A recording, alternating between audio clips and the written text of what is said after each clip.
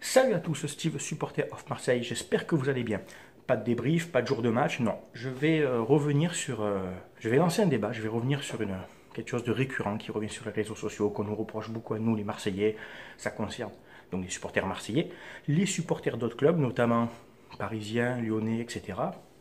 C'est pourquoi soutenir les équipes adverses de ton rival. Pourquoi soutenir Manchester quand Paris joue contre Manchester en Ligue des Champions, etc. Enfin, soutenir. On s'en fout de Manchester à Marseille. Enfin, moi, pour ma part, je m'en fous. Plein de Marseillais s'en caquent de Manchester, du Real, du Barça, de tous ces clubs en Europe. Mais quand ils jouent contre le PSG, forcément qu'on va souhaiter votre défaite. Mais c'est pas une question d'être un footix, ça. Vous nous dites, ouais, c'est de la procuration. C'est pas de la procuration, parce que va dire à un supporter du Real Madrid s'il supporte le FC Barcelone quand Barcelone joue contre l'Inter de Milan ou la Roma en Coupe d'Europe. Non. Pourtant, le Real Madrid n'a pas besoin des victoires, des défaites de Barcelone pour vivre par procuration. Non, c'est comme ça, c'est ancré, c'est ça le foot, c'est ça la rivalité. Va demander à un supporter de l'Inter de Milan s'il souhaite les victoires du Milan AC en Coupe d'Europe. Non. Je peux te le faire avec le Celtic Glasgow et Glasgow Rangers. Il y en a plein. L'AS Roma, la Lazio, etc. Lyon, Saint-Etienne. Le fait d'être pour ton équipe adverse, juste le temps d'un match, ne fait pas de toi un footix. Ça s'appelle la rivalité. Bien sûr qu'on va souhaiter vos défaites. Moi, je ne suis pas de là à acheter un maillot de Manchester ou du Real ou du Barça. D'ailleurs, tu m'as jamais vu avec ces maillots-là. Moi, tu le sais. Après, d'autres qui veulent en faire des tonnes, qui veulent en faire des caisses, qui achètent des maillots, j'ai envie de leur dire, au lieu d'acheter les maillots de Manchester, du Barça, du Real, achète-toi un peu des maillots de l'OM et viens un peu au stade. Hein, enfin voilà.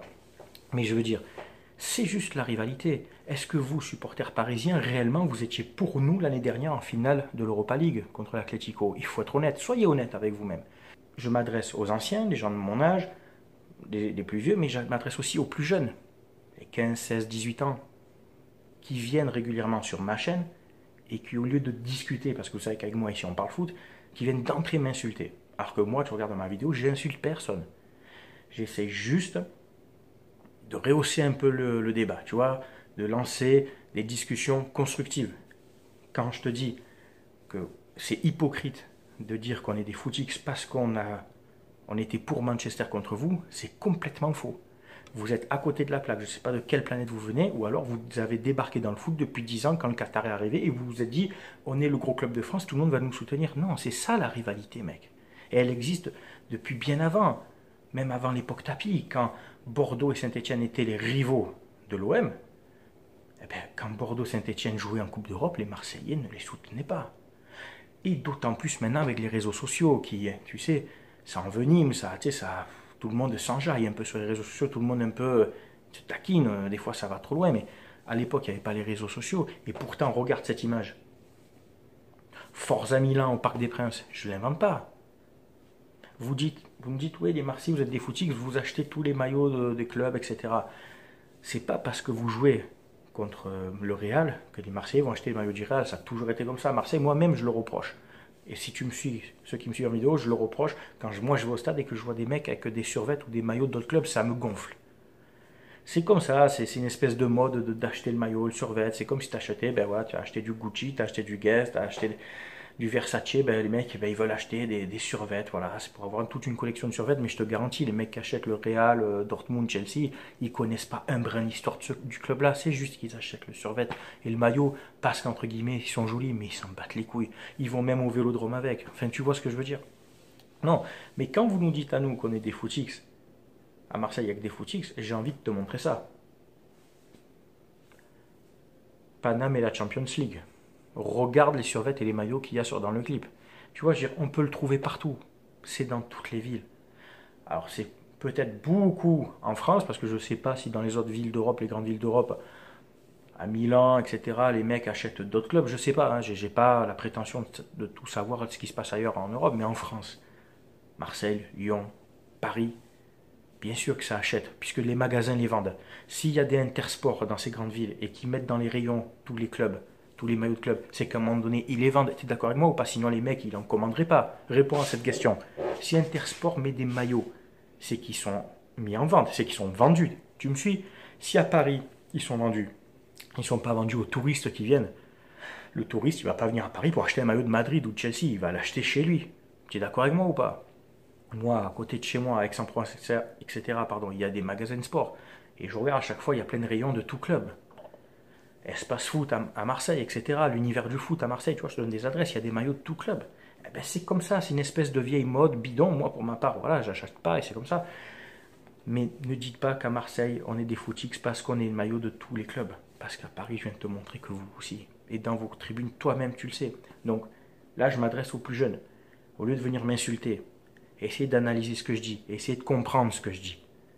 Essayez de dire oui, c'est vrai, l'année dernière, on était pour l'Atlético Madrid. Enfin, on souhaitait que l'Atlético Madrid gagne, c'est vrai ou pas. Ne soyez pas hypocrite. Au lieu d'écouter, je vais vous dire, on se parle calmement, tu vois, là, on se parle vraiment, il n'y a pas je taquine personne, tu vois. Enfin, en plus, c'est vous qui venez. En plus, c'est vous qui venez sur ma chaîne m'insulter. Je parle pour ceux qui m'insultent, c'est pas moi qui vais vous chercher.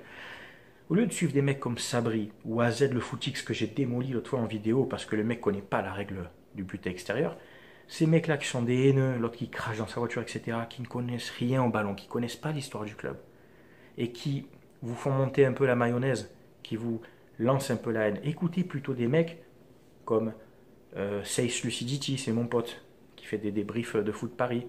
Parisien 88, que j'ai vu, que j'ai découvert il n'y a pas longtemps, j'ai vu certains de ses débriefs, il parle posé et tout. Donc tu vois, je ne suis pas un haineux 100%, puisque je t'oriente à aller voir certaines vidéos de chroniqueurs parisiens. Tu vois, il y a aussi Abou, que j'ai vu, Abou, pour les Parisiens connaissent.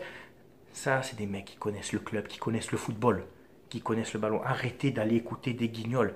C'est ça le problème, le supporterisme en France, c'est que on met en avant des guignols qui vous font croire qu'eux qui connaissent rien, et après les gens, et moi je me dis pas attention, je suis pas meilleur que les autres, mais je parle, tu vois, là je mets en avant d'autres mecs, à Paris notamment, tu vois, je t'en ai cité deux, trois, qui pourraient un peu, si vous les écoutez, faire évoluer vos connaissances footballistiques et votre débat. Et je suis sûr que si ces mecs-là m'écoutent, ils vont dire oui, c'est vrai. Dans le foot, tu as cette rivalité qui fait que tu vas être pour l'équipe adverse de ton rival. J'espère que vous avez compris le message et qu'au lieu de venir et tout de suite m'insulter, parce que moi je veux dire, moi tu viens sur ma chaîne, tu m'insultes, personne ne me touche pas, mais ça fait marcher ma chaîne. Donc en fait, en venant, même en m'insultant toute ma famille, en me souhaitant du mal, ce que tu veux, tu fais marcher ma chaîne. Moi, des fois, je te réponds, maintenant, je vais même plus répondre, ça sert à rien, parce que les mecs, c'est la surenchère, c'est celui qui va insulter le plus. Pardon, mais écoutez un peu ce que je vous dis. Allez parler avec des chroniqueurs que je viens de vous citer et qui, eux, vous parleront ballon. Donc il y avait ce débat-là. Et je voulais revenir aussi sur la Ligue des Champions 93. Les supporters marseillais qui l'ont vécu comme moi, les plus jeunes, qui la vivent à travers nous et à travers les vidéos grâce à YouTube, hein, les retranscriptions, et les Parisiens qui souvent nous disent « Oui, cette Ligue des Champions n'a pas de valeur, le niveau était faible, vous l'avez acheté, etc. » Tout d'abord, si le niveau est faible, j'ai envie de te dire pourquoi on est le seul club à l'avoir gagné. Parce que cette version-là, elle n'a pas existé qu'un an, elle a existé 3 ans. En 92, c'est le Barça qui la gagne. Sa première Ligue des Champions de Barcelone, c'est en 92, contre la Sampdoria de Gênes. Après, c'est nous contre le Milan. Et l'année d'après, il y a eu une autre version. C'est le Milan qui la gagne, si je ne dis pas de bêtises. Je me souviens plus enfin exactement, mais tu vois, des fois j'oublie aussi des choses. Mais cette année-là, il fallait donc, en 92-93, il y avait 2 tours préliminaires. On a joué contre le Glen Toren et le Dynamo Bucarest, il me semble. Et après, en phase de poule, on a eu Moscou, Glasgow Rangers et Bruges. Alors sur le papier, si tu prends ces équipes aujourd'hui, ça vaut plus rien, aujourd'hui. Mais tu sais, il y a des périodes, il y a des cycles. Nottingham Forest, dans les années 80, c'était un gros club. Le Real Madrid, dans les années 90, surtout début 90, n'était pas un top club. Le Milan AC a eu ses périodes. Barcelone, avant 92, n'était pas un top club européen, comme Manchester City. Tu vois, enfin, je veux dire, maintenant, le Glasgow Rangers et Bruges, ça vaut plus rien, qu'en 93, ce n'était pas des gros clubs. Surtout que je te rappelle qu'à l'époque, il n'y avait que le champion de chaque pays qui allait. Donc c'était beaucoup plus dur d'aller en Ligue des Champions. Donc tu jouais que contre des champions de leur pays. Et les Glasgow Rangers, à titre d'info, avaient éliminé en tour préliminaire Leeds United. Le gros Leeds United de l'époque, champion d'Angleterre. Le CSKA Moscou avait éliminé en tour préliminaire le FC Barcelone tenant du titre. Donc il faut un peu relativiser. Il faut un peu remettre dans le contexte. On a joué contre des équipes qui étaient quand même des bonnes équipes qui avaient éliminé des grosses équipes en tour préliminaire. Ouais, vous avez acheté si ça. On a acheté. Est-ce que vous avez vu les matchs? Est-ce que vous avez vu les 6 matchs de la campagne de phase de poule? Moi, je les ai vus, je les ai revus plusieurs fois. Contre Glasgow Rangers, par exemple, on fait 2-2 chez eux et on fait 1-1 chez nous. Chez eux, on mène 2-0. Donc, en fait, les Glasgow Rangers ont lâché le match pendant 70 minutes, se disent allez-y, mettez 2 buts, et puis nous, on vous en mettra 2 à la fin, pour faire match nul, s'il vous plaît. À Moscou, non, contre Moscou, à Berlin, puisque le match a été délocalisé à Berlin, on fait 1-1. Match très tendu. L'ambiance nous abonde, tu vois. Chez nous, on met 6-0 à Moscou, tout de suite, à vous écouter, c'est suspicieux. Quand vous mettez des Parisiens ou les Lyonnais en Ligue des Champions, vous mettez des piles à certaines équipes, c'était normal. Mais nous, on mettait 6-0 à Moscou, c'est suspicieux. Ma foi, pourquoi pas. On bat Bruges chez eux, chez nous, mais il faut rappeler quand même qu'à l'époque, on avait ce qui se faisait de mieux en Europe dans notre équipe. On avait quasiment que des internationaux français, on avait Rudy Voleur, Abedi Pelé, Boxige devant. Enfin, tu vois, c'était costaud. Et en finale, on bat le grand Milan AC. Je n'ai même pas besoin de te faire la compo du Milan, tu la connais si tu suis un peu le ballon. Enfin, c'est 3 Hollandais, enfin, Rijkaard, Gullit, Van Basten, enfin, c'était que du lourd, quoi. Hein. Massaro, Maldini, Baresi derrière, Costa Curta, enfin, c'est ce qui se faisait de mieux en Europe. Et à vous écouter, on a acheté ce match. Je vous invite vraiment à regarder ce match. Regardez-le. Regardez le nombre d'arrêts que Barthez fait en première mi-temps, et on verra si on a acheté ce match. Et puis, je vais te poser une question. Clairement, tu vois, on débat tranquillement. Si on a acheté ce match, rappelle-toi qu'une semaine avant, Marseille a acheté quelques joueurs de Valenciennes, avec les valises, etc., enterré, tout ce que tu veux, pour lever le pied, pour ne pas blesser les joueurs avant le match contre Milan. Donc je te pose la question, si Tapie avait acheté la finale à Berlusconi, quel intérêt il avait donc d'acheter Valenciennes pour ne pas blesser ses joueurs, puisqu'il savait d'avance qu'il allait gagner? Tu me suis? Essaye de réfléchir à ça. Si tu es sûr de gagner ta finale, est-ce que tu vas prendre le risque d'aller acheter 3 joueurs de Valenciennes? Alors c'est vrai, il a donné de l'argent à des joueurs de Valenciennes pour lever le pied, parce que justement, peut-être qu'il avait peur d'avoir des joueurs blessés et de ne pas gagner sa finale. Donc quand on me dit, ouais, ça a été prouvé que vous avez acheté la finale, parce que l'année suivante, on a été privé de Coupe d'Europe, oui, titre de champion de France retiré, etc. Ça n'a rien à voir avec la Ligue des Champions. On a été privé de Coupe d'Europe à cause de cette affaire VOM et on nous a retiré le titre de champion à cause de cette affaire VOM. Ça n'a rien à voir avec la Coupe d'Europe puisque notre titre de Ligue des Champions est toujours inscrit au palmarès de l'UEFA. Essayez de comprendre ça, s'il vous plaît. Donc, quand on me dit toujours, ouais, des articles, c'est ça, ah oui, après il y a eu plein d'accusations, de calomnies et tout, mais pour l'instant, au jour d'aujourd'hui, rien n'a été prouvé. Si un jour c'est prouvé A plus B que M. Tapie dit oui, c'est vrai, il s'est passé ça, eh bien, je dirais, voilà, on a été des escrocs, on ne la mérite pas. Mais jusqu'au jour d'aujourd'hui, je vous invite à regarder les matchs, à un peu cultiver votre culture foot, et vous verrez que sur le terrain, dans le match, on a mérité une victoire péniblement contre Milan, très péniblement. C'était les 2 débats que je voulais mettre en avant, la rivalité et le fait de soutenir l'équipe adverse, et je suis vite revenu sur cette Ligue des Champions 93. Marseillais, Parisiens ou d'autres clubs, vous êtes tous invités à venir commenter, à donner votre avis. On est là vraiment là pour avoir un débat. Si tu veux discuter, tu sais que je réponds tout le temps, si tu viens m'insulter, eh ben c'est que tu n'as rien compris à la vidéo et c'est que tu es un idiot. Et dans ce cas-là, je te bloque parce que ça ne sert strictement à rien. Tu as l'opportunité d'avoir un débat avec un mec qui connaît le ballon.